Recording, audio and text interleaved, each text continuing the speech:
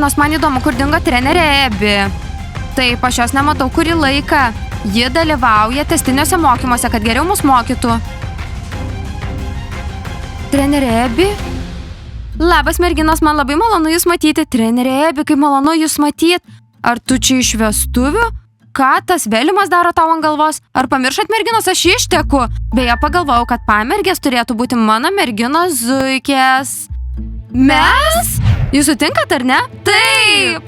Aš dalyvausiu savo trenerės vestuvėse, tai nuostabu. Merginos, tai dar ne viskas.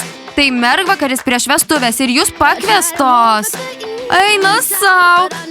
Trenerė Ebi, tai taip. Šaunu. Ne, merginos, tai nesvajonė. Jūsų trenerė tuokėsi. Aš tokia laiminga. Tikiuosi, Maikas taip pat trenerė Ebi. Ar jau išsirinkai suknelę? Kokia spalva, rožinė? Trenerė Ebi turi baltą vėlimą, taigi suknelė balta. Merginos, ta suknelė bus nuostabi. Ji beprotiškai brangi. Aš taip džiaugiuosi, noriu jums parodyti. Wow. Lyg aš čia. Ar pamiršote mane? Talismane, žinoma, mes tavęs nepamiršom. Tu pakviestas. Tu veši mano puošnios suknelės vežimą. Da palauk. Trenerė Ebi, jei surengsi mergvakarį ir mes būsime pakviestos, ar mokytojas Maikas surengs bernvakarį? Ir berniukai kviečiami?